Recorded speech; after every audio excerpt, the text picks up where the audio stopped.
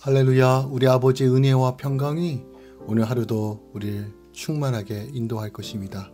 성령 하나님 바라보며 성령의 도우심이 우리 삶을 인도할 것입니다. 삶의 모든 영역에서, 부르심의 그 영역에서 우리 주만 바라보며 나아갑시다. 9월 14일 화요일 아침 예배 성삼위 하나님께 올려드립니다. 우리 다 함께 사도신경으로 신앙을 고백하며 이 아침을 시작하기 원합니다. 전능하사 천지를 만드신 하나님 아버지를 내가 믿사오며 그 외아들 우리 주 예수 그리스도를 믿사오니 이는 성령으로 잉태하사 동정녀 마리아에게 나시고 본디오 빌라도에게 고난을 받으사 십자가에 못 박혀 죽으시고 장사한 지 사흘 만에 죽은 자 가운데서 다시 살아나시며 하늘에 오르사 전능하신 하나님 우편에 앉아 계시다가 저리로서 산자와 죽은 자를 심판하러 오시리라. 성령을 믿사오며 거룩한 공예와 성도가 서로 교통하는 것과 죄를 사하여 주신 것과 몸이 다시 사는 것과 영원히 사는 것을 믿사옵나이다. 아멘. 오늘 하나님의 말씀은 시편 21편 1절부터 13절까지입니다. 시편 21편 1절부터 13절까지입니다. 여호와여, 왕이 주의 힘으로 말미암아 기뻐하며 주의 구원으로 말미암아 크게 즐거워하리이다. 그의 마음의 소원을 들어주셨으며 그의 입술의 요구를 거절하지 아니하셨나이다.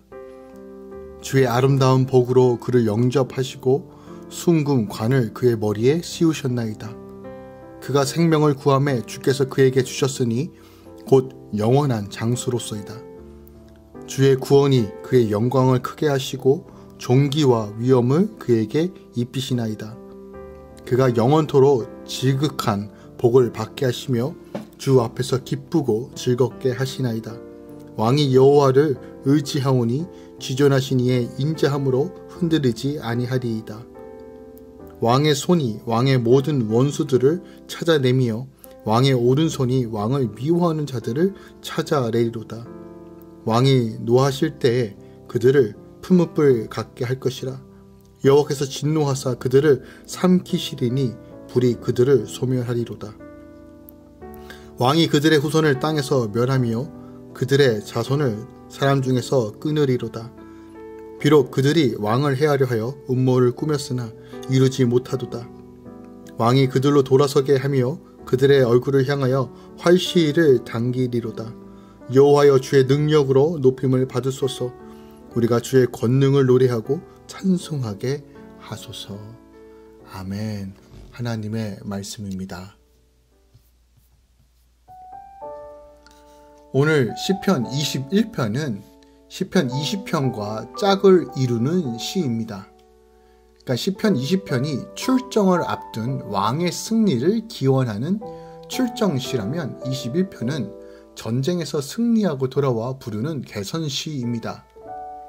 그러니까 시편 20편에는 국가의 명함이 걸린 암몬, 아람과의 일전을 위하여 출정하는 다윗 왕의 승리를 기원하기 위하여 지었다면 오늘 본문인 21편은 그처럼 출정하면서 드린 기도를 하나님께 들어주심으로 말미암아 승리를 거두고 돌아와 부르는 감사의 찬송시라고 우리가 볼 수 있는 것이에요.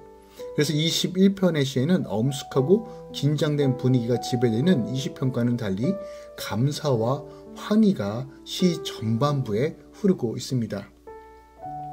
본시는 20편과 마찬가지로 다윗이 백성들로 하여금 자기의 승리를 기원하도록 하기 위해 지은 것으로 우리는 보고 있습니다. 오늘 시를 조금 절별로 살펴보도록 하겠습니다. 먼저 1절부터 3절까지는 양치던 목동에서 왕의 신하와 사위가 된 다윗은 왕의 미움을 받고 도망하다가 왕이 되었습니다. 이런 그가 주의 힘으로 말미암아 기뻐합니다. 인생의 밑바닥을 지나며 사망의 음침한 골짜기를 통과한 다윗은 사람의 힘이 얼마나 보잘것없는지를 경험하고 주의 구원으로 말미암아 크게 즐거워합니다. 그의 마음의 소원은 병거와 말이 아니라 주의 오른손에 구원하는 힘이 있다는 것입니다. 마음의 소원을 주의 구원에 두는 다윗을 주께서 아름다운 복으로 영접하십니다. 내가 구원을 기뻐하고 구원을 위해 기도할 때 주님은 내 마음의 소원을 들어주십니다. 이것이 하나님께서 기뻐하시는 기도라는 거예요. 내 병거와 말을 내려놓고 주의 구원을 구할 때 주께서 내 머리에 순금간을 씌우신다라고 오늘 시가 우리에게 보여주고 있습니다. 4절부터 7절까지는 다윗이 구한 것은 단순한 생명 연장이나 원수의 칼과 치명적인 질병으로부터의 건짐이 아닙니다. 그는 자신이 죽은 후 예수 그리스도께서 자기 후손으로 오셔서 베푸실 구원을 미리 보고 구한 것입니다. 예수를 믿어 제사함과 의로함을 얻은 우리는 영원토록 지극한 복을 받은 자들입니다. 쫓겨나고 배척 땅에도 우리가 받은 구원 때문에 우리는 주 앞에서 기뻐하고 즐거워할 수 있습니다. 그러므로 주께서 베푸신 구원을 바라보며 우리가 해야 할 일은 끝까지 우리 여호와 하나님 아버지를 의지하는 것입니다.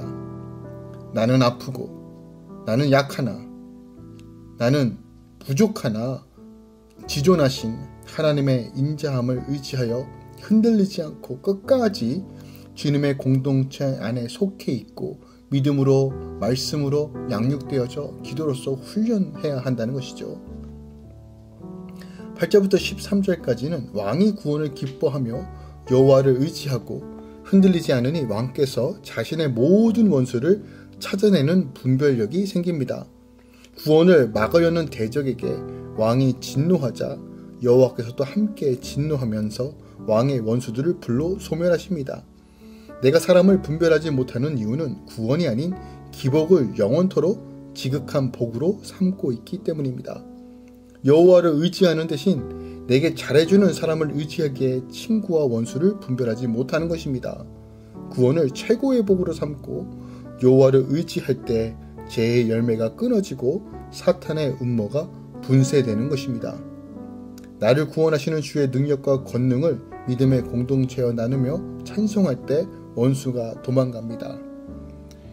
할렐루야 셀그룹 안에서 이런 일들이 일어나길 원합니다. 함께 주님을 의지하고 주의 지혜를 구하여 우리의 원수가 무엇인지를 분별하고 기복이 아니라 영원한 것을 바라보며 함께 죄를 고백하고 서로 도우며 주의 나라를 꿈꾸는, 그럴 때 하나님의 구원의 능력이 모든 셀 가운데 충만하게 임할 것입니다. 오늘 본문 말씀을 통해서 우리가 조금 더 묵상해야 될 말씀이 무엇이 있을까요? 2절 말씀을 조금 더 묵상하기 원합니다. 그의 마음의 소원을 들어주셨으며 그의 입술의 요구를 거절하지 아니하셨나이다 라고 기록되어 있어요. 그러니까 다윗이 기도할 때, 시인이 기도할 때 하나님께서 응답해 주셨다는 거예요. 이절은 백성들이 하나님께 드리는 감사의 찬양의 이유입니다. 앞서 시편 20편 4절에 언급된 바 있는데요. 하나님이 왕의 마음의 간구와 이슬의 구함을 응답해 주셨기 때문이다 라고 기록되어 있어요. 이런 사실을 통해 우리가 알 수 있는 사실은 하나님은 자기 백성의 기도에 응답하시는 분이라는 거예요.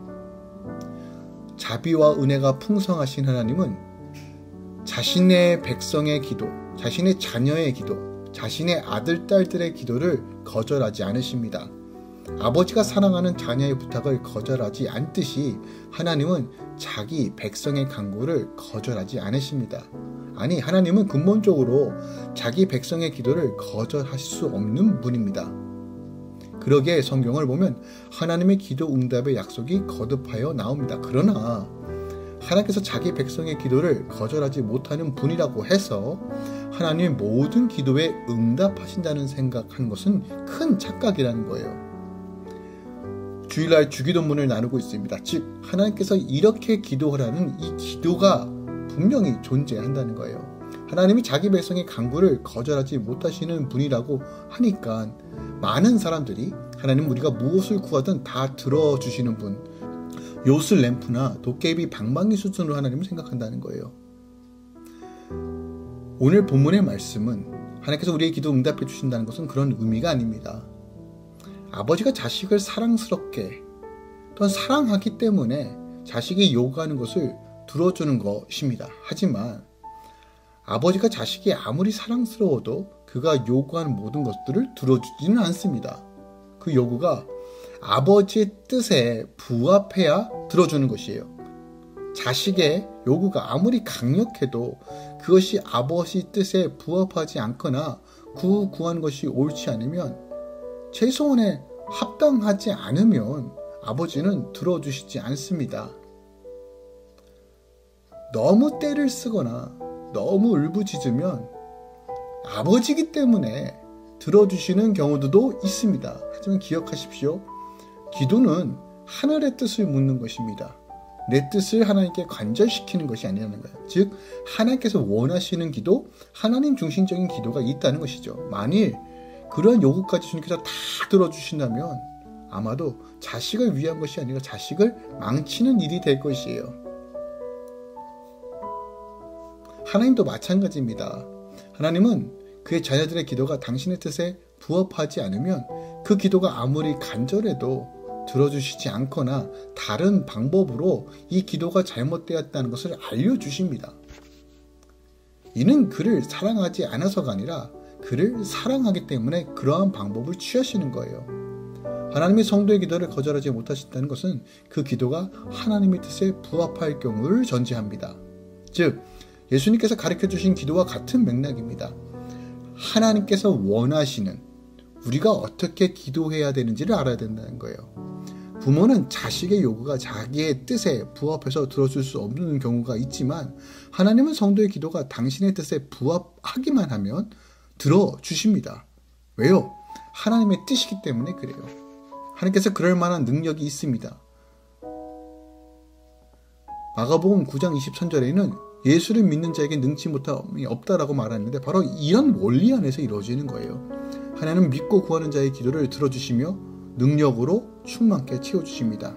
근데 중요한 것은 기도의 자세와 태도와 내용이라는 거예요. 이것이 정말 하나님의 나라 위에 부합되어 있는가를 우리는 고민해 봐야 돼요.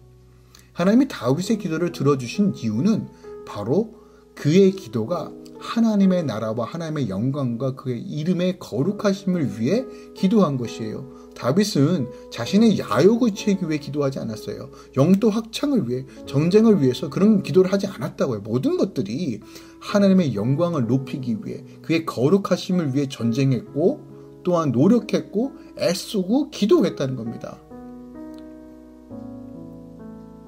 내 유익과 영광이 아니라 하나님의 나라와 하나님의 뜻을 구하는 기도는 하나님께서 반드시 응답해 주십니다. 그래서 이 원리가 바로 너희는 먼저 그의 나라와 그의 의를 구하라, 그리하면 이 모든 것을 너에게 더하시리라는 이 영적인 원리가 성립이 되는 거예요. 하나님은 우리가 하나님의 나라와 의를 구할 때 반드시 응답해 주십니다. 솔로몬이 다른 것을 구하는 것이 아니라 하나님의 백성을 잘 다스리기 위해 지혜를 구했더니 그 나머지도 더하여 주신 것처럼 오늘 이 아침에 우리가 하나님의 뜻을 구하고 하나님의 마음에 합한 기도를 올려드립시다. 그때 하나님께서 더함의 은혜를 허락해 주실 것입니다. 기도하겠습니다. 사랑하는 주님, 우리가 내 정욕으로 쓰기 위하여 구하지 않기 원합니다. 하나님의 뜻이 무엇인지 끝까지 분별하며 하나님의 관계 안에서 하나님의 선하심을 바라며 하나님의 이름의 영광을 위해, 그 거룩하심을 위해 나아가는 기도로서 성숙한 기도로 나아가기 원합니다. 떼쓰는 기도, 어린아이와 같은 기도가 아니라 성숙한, 믿음의 분량이 성숙하여 하나님을 알고 하나님의 기쁨에 동참하고 주의 나라를 위해 주의 뜻을 강구하는 강력한 기도자의 삶을 살기 소망하오니 주여 말씀하시고 우리에게 알려주시고 그 기도를 통해서 하늘의 문을 여는 놀라운 은혜를 허락하여 주시옵소서.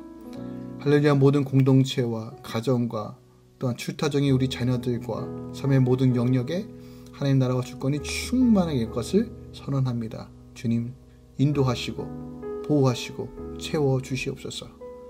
이제는 우리 주 예수 그리스도의 은혜와 우리 하나님 아버지의 놀라우신 사랑과 성령님의 내교통 충만 역사하심이 오늘도 주님 바라보며 주님 뜻 가운데 거하며 주의 나라를 위해 기도하며 애쓰는 모든 성도들의 삶 가운데 이제로부터 영원까지 함께 있을지어다. 아멘.